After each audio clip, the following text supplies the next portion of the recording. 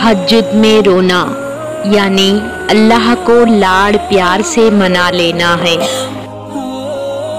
तहज्जुद अल्लाह की लाडली इबादत है, तो सोचो तहज्जुद पढ़ने वाला उसका कितना लाडला होगा। तुम तहज्जुद तक खुद नहीं जाते, बल्कि तहज्जुद को तुम तक लाया जाता है। तुम सजदों को नहीं चुनते, बल्कि तुम्हें सजदों के लिए चुना जाता है। तुम उसके लिए अपनी नींद कुर्बान करो और वो तुम्हारी झोली ना भरे, ऐसा तो मुमकिन ही नहीं।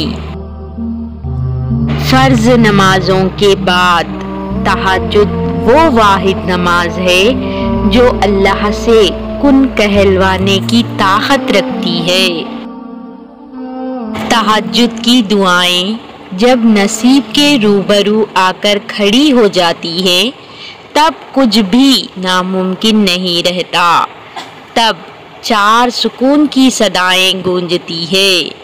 तहज्जुद का खामोश सजदा और जार जार बहते हुए आंसू अल्लाह कभी ज़ाया नहीं करता। क्या ये मौजिज़ा नहीं है कि रात की तारीकी में अल्लाह पाक ने तुम्हें तहज्जुद की लगन लगाई है।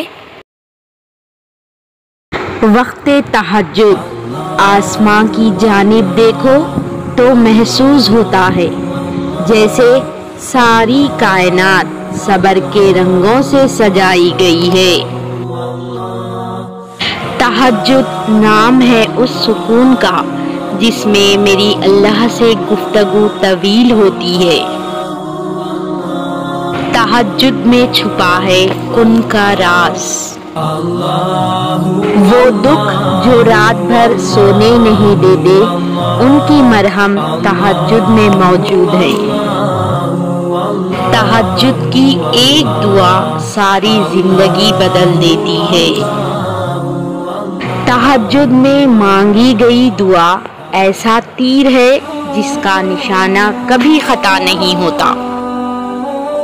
तहज्जुद उम्मीद नहीं, यकीन है अल्लाह से दुआ कबूल करवाने की।